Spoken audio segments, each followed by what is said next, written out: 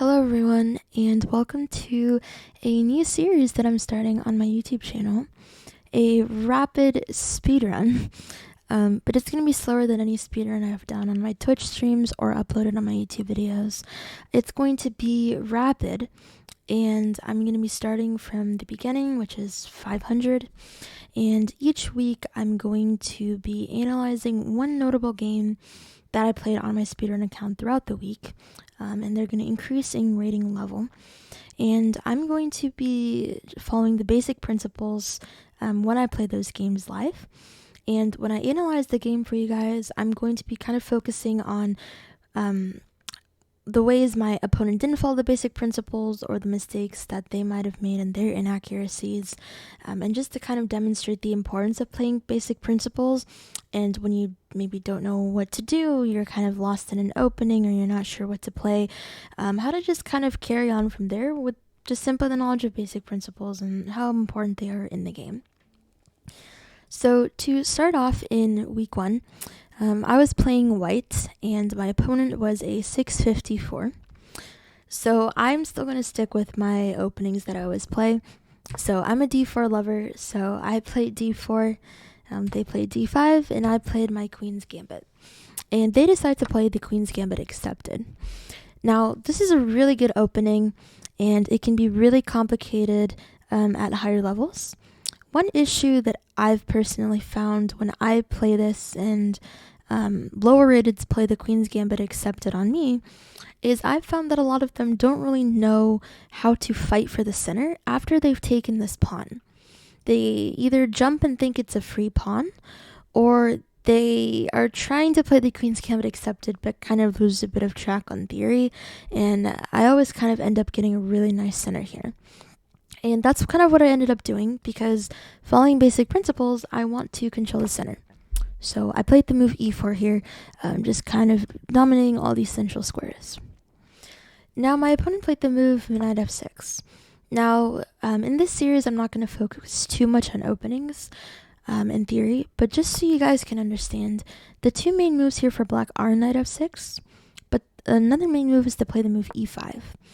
Now, this move is important whether you play knight f6 first or whether you play it later. And the reason why is because this is your way of fighting for the center.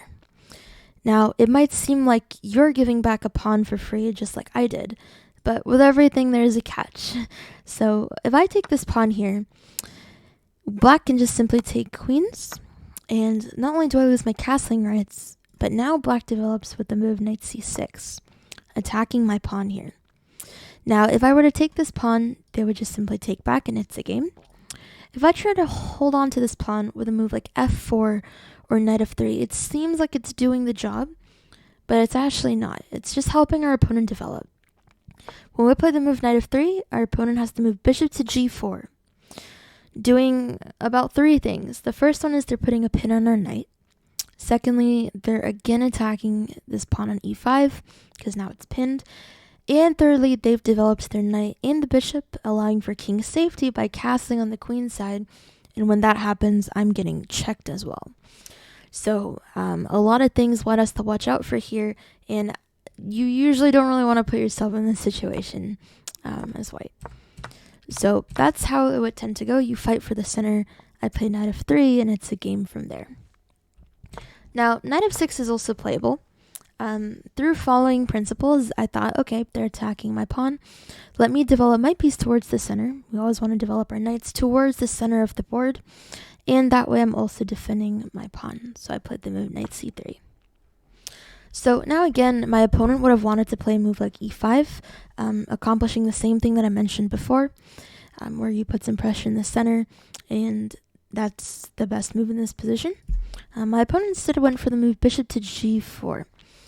Now, this looks like a good move at first, because you're developing your bishop and you're attacking my queen. But most of the time, you want to play bishop g4 if my knight is on f3, because you're able to get a nice pin here. That can be a little bit annoying for white in certain positions. Through playing the move bishop g4, because my knight is not on f3, I don't have to worry about a pin. And in this position here, I followed up with the move f3, because I kicked the bishop away, so now they have to move twice, which another basic principle that you might hear is try not to move a piece more than once in the opening. That's not something you want to follow to the dot every single game, because there are going to be some lines in some cases where you do need to move a piece more than once in the opening. But this is one of those examples where it's just not ideal, because you moved it out once, you're getting kicked, and now you have to move it again. And while you do that, I also connect my pawns. So I have a little mini pawn string going here, which is really nice for me. And again, just establishing some dominance in the center. And I don't have to worry about this knight not being able to move to f3, because as soon as I take this pawn, this knight's going to have the e2 square to move to, still allowing me to castle. So I'm doing great here.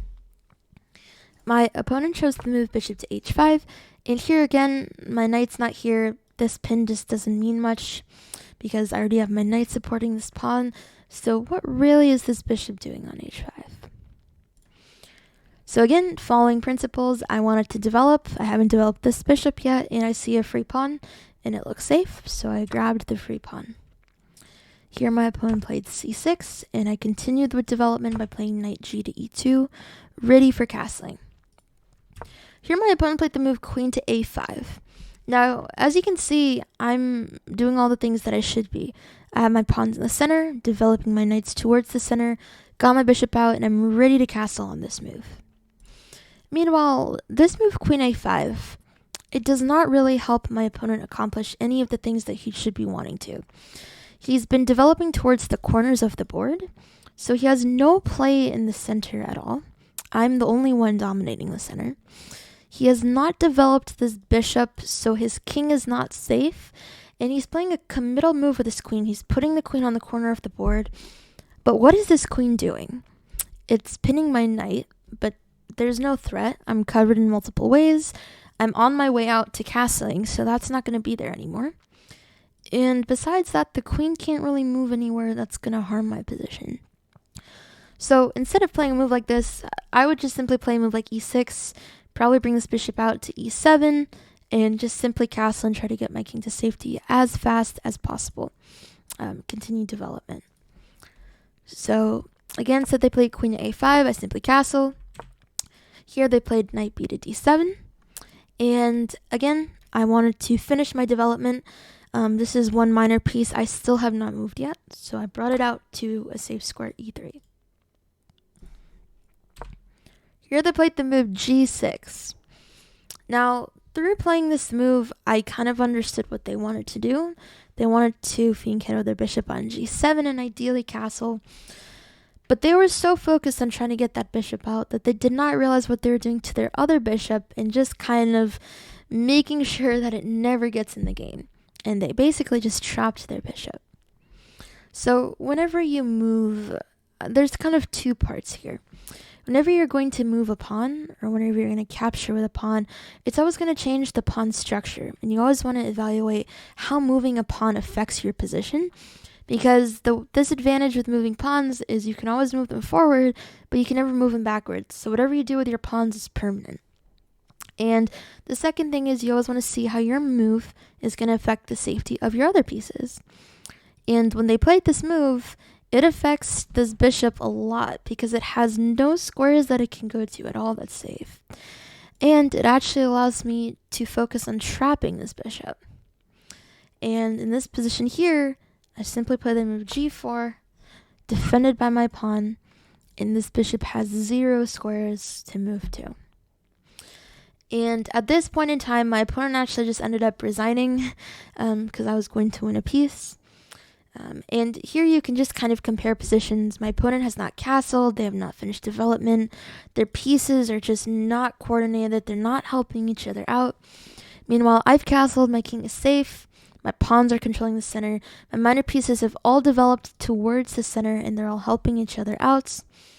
And I just followed the basic principles, my opponent didn't, and they kind of got themselves in a really bad position. So this is kind of what happens when you don't follow the basic principles. And so I really hope you guys enjoyed the analysis of this. This was definitely one of the shorter games that I expect to have. It was actually only 10 moves long. But again, the goal is just to kind of explain what can kind of happen when you don't follow the basic principles, and also just how to capitalize on your opponent's mistakes when they don't. So I hope you guys enjoyed the analysis of this, and I look forward to continuing this series.